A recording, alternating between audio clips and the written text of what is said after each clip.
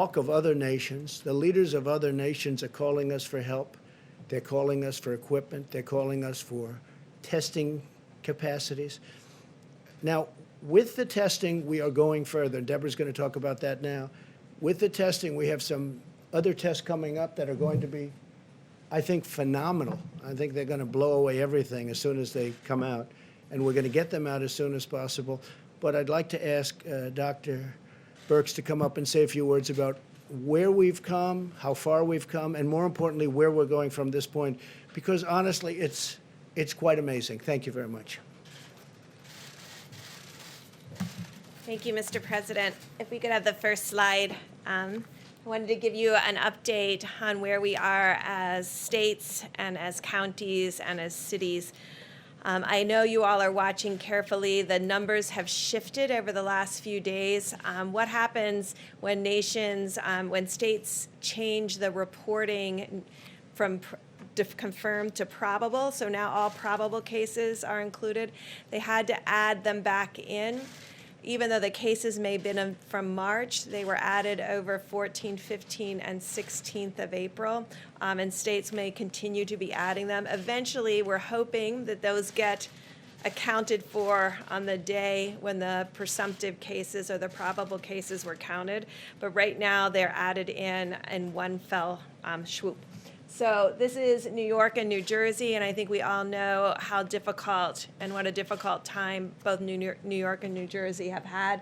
I call your attention to the axis. It goes up to 250,000 cases, so you can get a frame of how we're talking about some of the other metro areas. Next slide. These are the 25 metro areas, the top 25 metro areas, and you can only see the New York metro area in this slide. Again, the axis goes up to about 300,000. It includes the New Jersey part of the metro area as well as part of southern Connecticut. Next slide. But if I take New York out, and the reason I wanted to do that, now the axis is 1/10 of the previous axis. So that previous axis, the previous slide, 300,000. This slide, 30,000. So that will give you a frame of reference for some of these other metros. The reason I wanted to show you this is cumulative cases, and we are still tracking very closely the issues in Chicago and Boston. But on this slide, I hope you can see the yellow line. That is Detroit. And Detroit and this mayor of Detroit has really done an extraordinary job, and the people of Detroit have done an extraordinary job with their social distancing. The other line I want to call your attention to is the line here. This is New Orleans. And I think, frankly, I was concerned about New Orleans because they had a lot of pre-existing comorbidities. They have 2 or 3 major hospitals, but cover a very large area of geographic area. And that other blue line that you can see that's down right here, that's the Seattle line. And you can see that their response, because of the nursing home alert, they were one of the first states and the first metro areas to really move to social distancing. And so they've really never had a peak like many of the other metros. Next slide. And then I just want to take you through some of these new case graphics. That was cumulative cases. This is daily cases. And obviously there's a lot of variability in reporting, but you get a sense over time when you look at daily cases. So New Orleans is on panel on your left and Baton Rouge on your right. But you can see clearly New Orleans about a month ago, very low levels, probably less than 50 cases, large peak and spike around the beginning of April, and they have come down. And they have down to very few cases. Again, I showed you before how both their syndromic cases have come down as well as their actual number of cases. Next slide. This is Seattle. So you can see they had a much lower peak. And this is when we talk about flattening the curve. This is what flattening the curve looks like. It becomes a longer, slower decline, but it never gets very high and then goes back down. Next slide.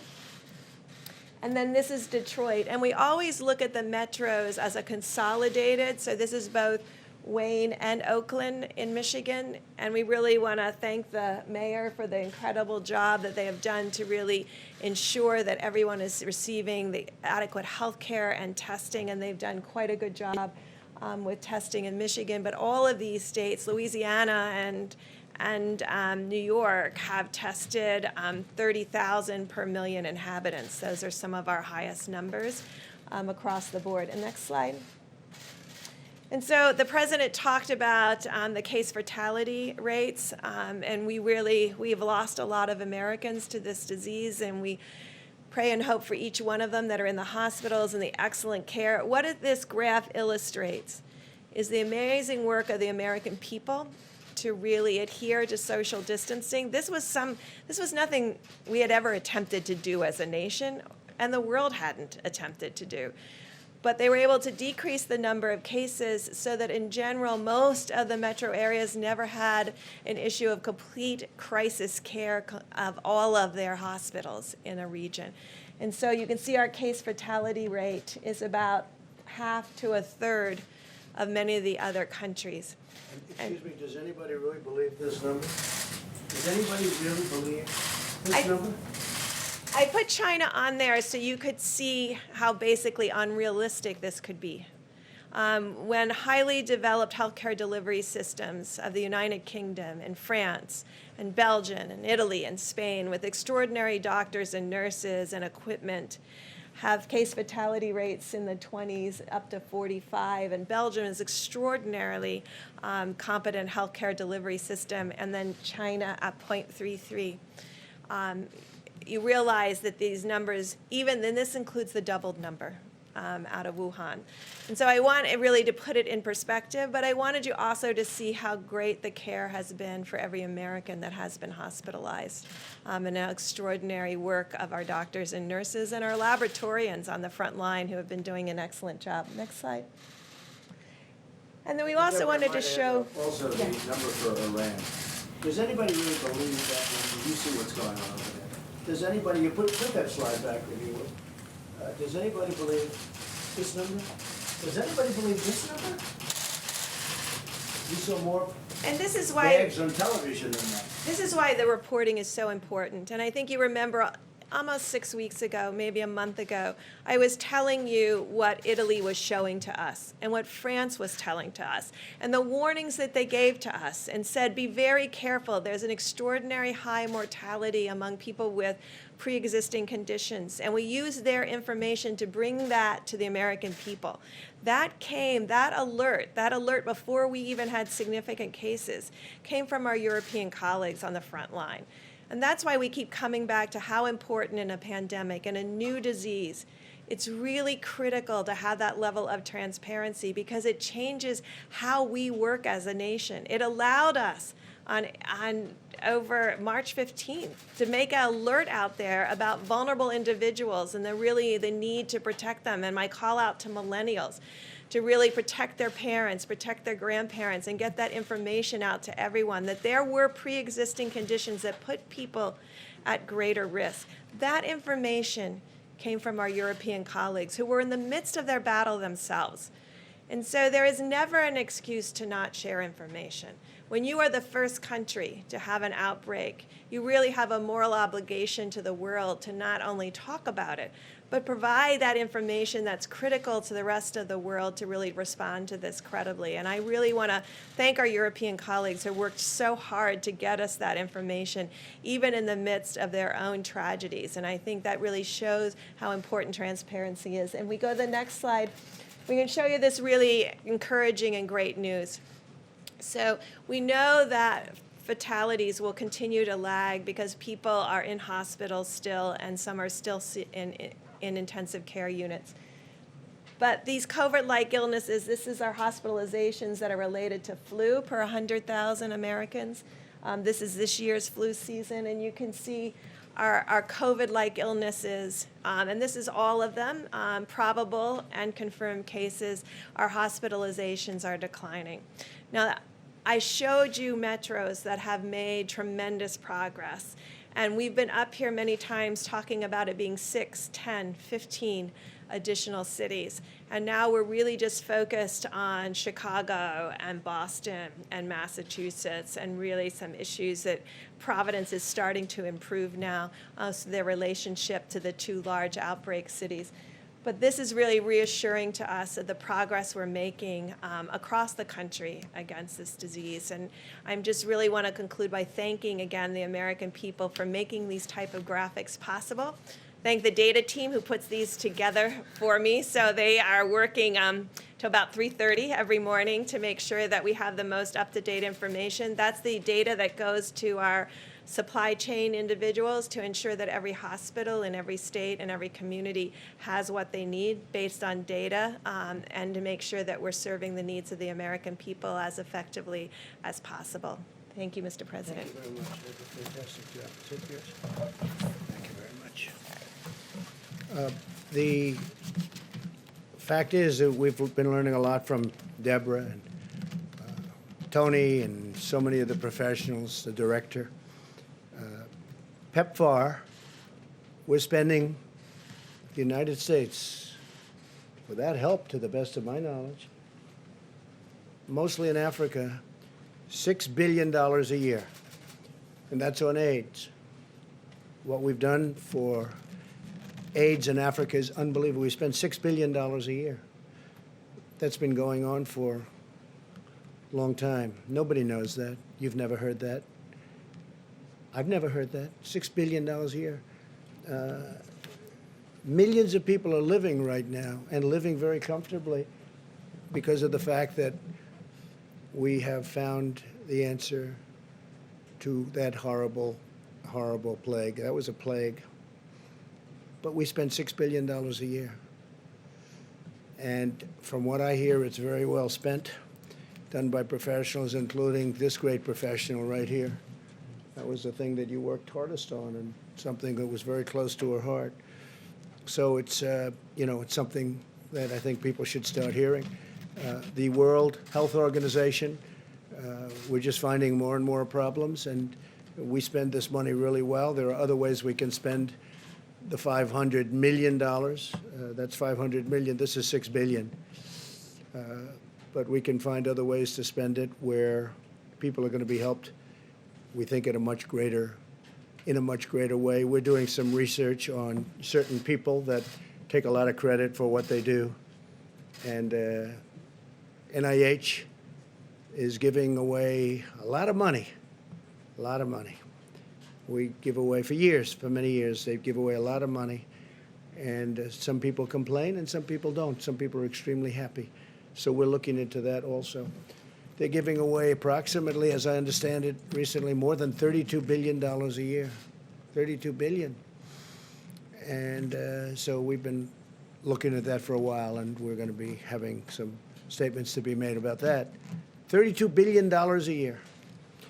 It's a lot of money, and we want to make sure it's being spent wisely, and we've been doing that, by the way, and we'll have some statements on that. And those are much bigger numbers than what we're talking about with national. If you look with our friends from wherever they come from, 500 million is a lot of money, but it's not a lot compared to the kind of money that we give out. I think over the years, it's been averaging about $32 billion. $32 billion. So we've had our eye on that one for a while. We also talked about the lab in China, where I guess 3.7 million was given some time ago. And we're looking at that very closely. Chief of Staff has that pretty much under control. But it's money that, too bad it got spent there. But that was spent, what year was that, Mark? It was 4 or 5 years ago. Over the last 6 years. 6 years ago, approximately. So we're looking at that. And that's the lab that people are talking about. All right, so we're looking at a lot of things. There's tremendous waste in our government. We found it in many different ways and in many different forms. And this is one of them. This is one of them. We can spend, I was talking to Dr. Birx, we can spend $500 million using all of it in a much more efficient manner if we choose to do that. and it'll be to the good of many more people than are getting it right now. But you look at the mistakes that were made, I mean, so late, long after I said we have to close off our country. They were actually against our closing off our country to China when I did that in January. They were against that. They didn't like the idea of closing off our country. They said it was a bad thing to do, actually. And they've since taken that back. But it was a very lucky thing that we did it. Very lucky. We would have had numbers that were very significantly greater. Tony Fauci said that. He said it would have been very significantly greater had we not done that. So we made a lot of moves that were good moves, but it's still a very depressing subject because it's a lot of death. And if it was stopped very early on at the source, before it started blowing into these proportions, you have 184 countries that would have been in a lot better shape.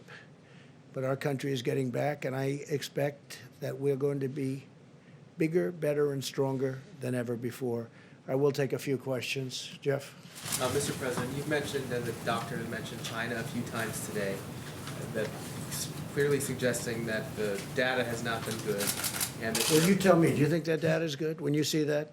Do you think that's correct, okay? Do you honestly believe that's correct? pretty dramatic contrast. So my question for Dramatic? you, Yeah, it's dramatic. so my question for you, sir, is Why didn't the press, why didn't you people figure that out, though? Why do we have to put up a chart? The number is impossible, it's an impossible number to hit. But why haven't you come up and said that? the question, sir, is China now cooperating with the United States to figure out what happened, and what do you want from them now? Well, they said they're doing an investigation, that they're doing an investigation. So let's see what happens with their investigation, but we're doing investigations also. Yeah, go ahead, please. Thank you, sir. You've spoken, we heard Dr. Birx a moment ago say that every country has a responsibility to tell the rest of the world what's going on. You've talked repeatedly about how this could have been stopped in the past. I know you don't want to telegraph what you would do, but do you think that there should be some consequences if in the end, China was responsible for all of this? Well, if they were knowingly responsible, certainly. If it was a mistake is a mistake. But if they were knowingly responsible, yeah, then there should be consequences. You're talking about, potentially lives like nobody's seen since 1917. And, the other thing, had we not done what we did in terms of closing, because there is that concept of let's let it ride.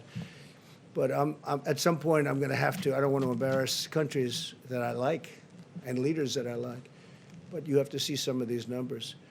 In my opinion, so we're talking about maybe 60,000 or so. That's a lot of people, but that's 100,000 was the minimum we thought that we could get to, and we will be lower than that number, anywhere from 100 to 220,000 people. But I really believe it could have been billions of people had we not done what we did. We made a lot of good decisions, but one of those things. Go ahead. Have you ruled out that this was an unknowing situation? Have you ruled I out haven't that ruled there was out no- anything. I want to Okay. look at the facts as they come in. No, I want to look at the facts, please. Thank you, sir. Thank you very much, Mr. President. Sure. Last week, you claimed that you're in charge of everything, yet the American people don't understand why you're unwilling to use the awesome powers of your presidency to make American companies manufacture the PPE and also the testing equipment that you Who need you to with? implement your recommendations. I know, but who are you on with? I'm with TMN. Recommendations for TMN, what is Talk TMN? Media News. What? My name is Doug Christian with Talk Media News. Yes. Talk Media News. Yeah. And Go ahead, keep reading your question. the thing is how to make companies build these testing equipment so that you can do what you want, Well, we're what you doing that right recommended. now. We're doing it. We're doing it right now with ventilators. We have General Motors, we have General Electric, we have 11 different companies, great companies, building them for us all over the United States. We're starting to make our own gowns, as they call it. We're making some incredible things. And as far as the testing is concerned, most of that now is done in the United States. We're doing it in the United States, our different platforms. And so I just don't think you were listening. Senators were complaining to, Which to senators? Vice President Which Pence senators? yesterday. Which senators? Independent Senator Angus King. He's not an independent, okay? Angus King is worse than any Democrat. Go ahead. But he said that he was livid, actually. Of course he this- said that. because he's a Democrat, okay? Angus King is not an independent. He uses that term for whatever reason. It's a waste of time. But he's not a very emotive type Oh, of yes, senator. he is. You haven't seen him. Okay, you haven't seen him. No. Angus King is a Democrat, and that was totally staged. I heard that, and it was totally staged. Just like you read the question, he read his question. Yeah, please, in the back. Mr. President, I want to ask you about one of your retweets that you. Which one? The one you retweeted from Paul Sperry. Let's see if authorities enforce the social distancing orders for mosques during Ramadan like they did churches during Easter. I'm Yeah, wondering. no, I would like to see that. And, I just spoke with leaders and people that love mosques. They love mosques. And I'm all in favor of that. But I would say that there could be a difference, and we'll have to see what will happen, because I've seen a great disparity in this country. I've seen a great disparity. I mean, I've seen a very strong anti-Israel bent in Congress with Democrats. It was unthinkable 7 or 8 or 10 years ago, and now they're into a whole different thing between Omar and AOC. I say AOC plus 3, add them on. You have, I mean, the things that they say about Israel are so bad, and I can't believe it. Now, just a minute. So I would be interested to see that, because they go after Christian churches, but they don't tend to go after mosques, and I don't want them to go after mosques, but I do want to see what their bent is. Yes, please, in the back. Mr. President, that in fact. Go ahead, that you're please. Suggesting that imams wouldn't follow social No, distancing? I think that I just had a call with imams. I just had a call with ministers, rabbis. We had a tremendous call with the faith leaders. No, I don't think that at all.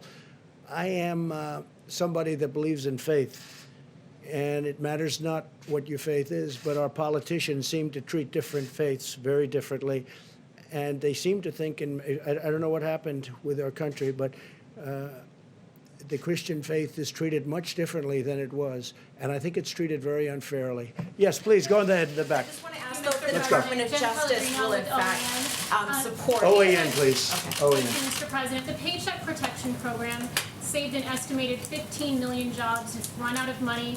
The Democrats, specifically Nancy Pelosi, have been blocking that funding. Yeah. Do you know why Speaker Pelosi is dragging her feet on that? Well, she thinks it's politics. I don't think it's good politics. Nancy Pelosi's been blocking it. Schumer's been blocking it. And I think they think it's good politics. I don't think it's good politics. I think it's bad politics, but I don't care about the politics.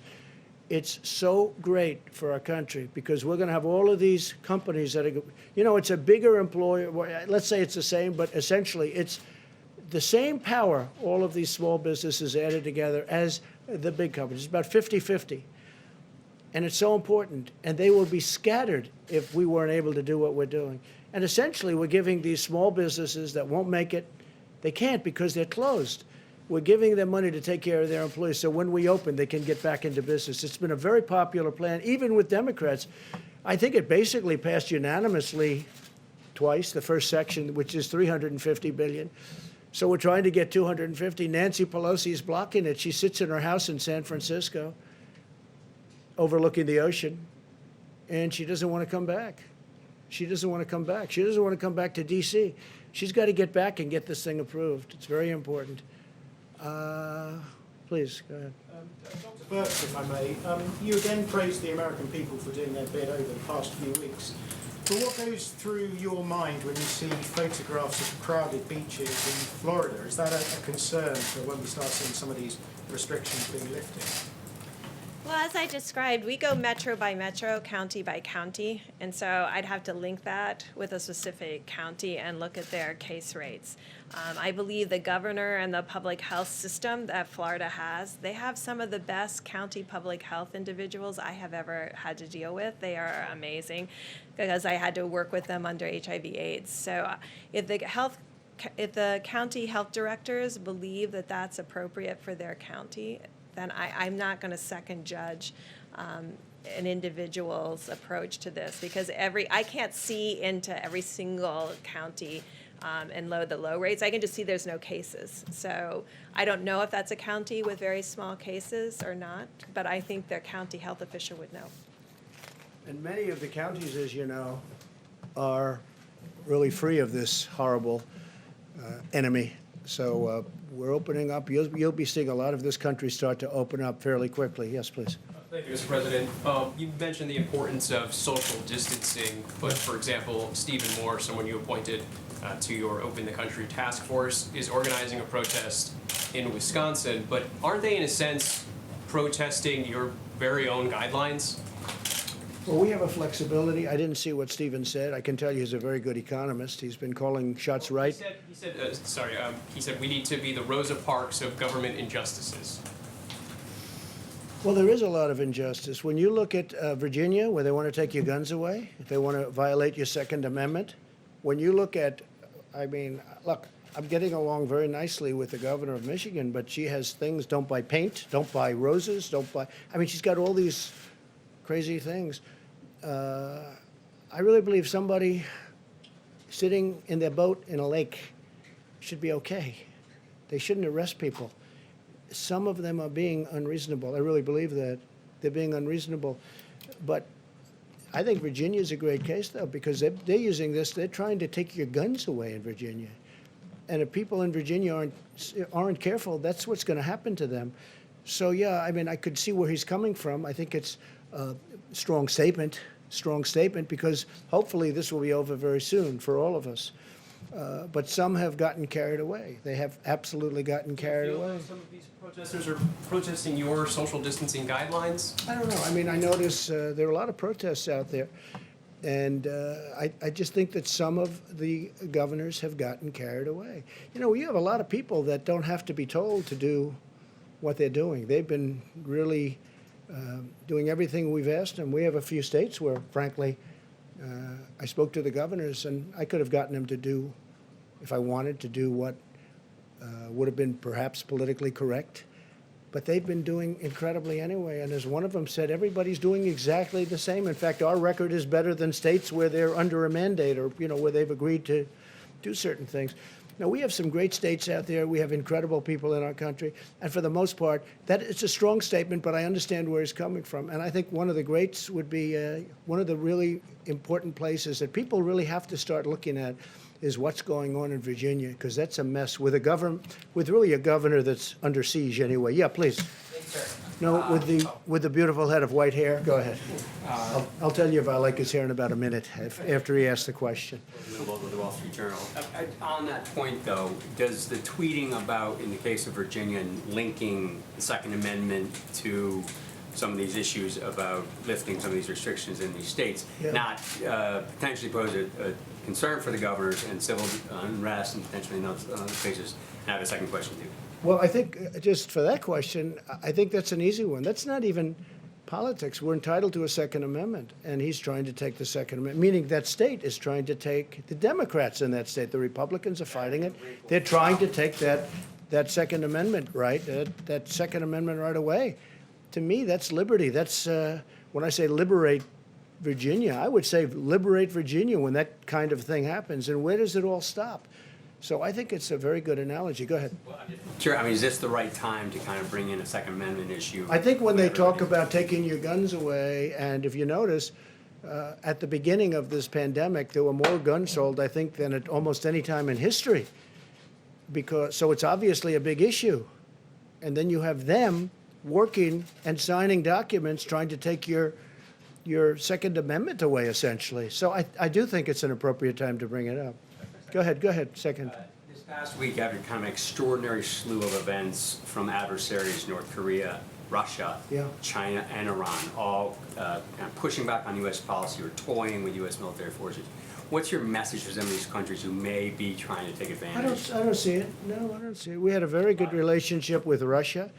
We worked on the oil deal together. I was with by telephone, King of Saudi Arabia and the President of Russia, Vladimir Putin. We worked out a deal on oil. That was a very important deal to them and to us and to Saudi Arabia. It was in a deadlock. You know it. You covered it very well. Actually, Wall Street Journal covered that very well. I worked with Putin and with the King on that. And President Putin was a total gentleman, and it was very important to get that done. And the King was great. And we actually had to bring in Mexico because Mexico was a lone holdout, and they showed great flexibility. You know the story. No, I think we're doing fine. Yeah, sure. It's North Korea. I see they're testing short-range missiles, and been doing it a long time. I received a nice note from him recently. It was a nice note. I think we're doing fine. Look, if I wasn't elected, you would right now be at war with North Korea. Okay, I'll tell you for your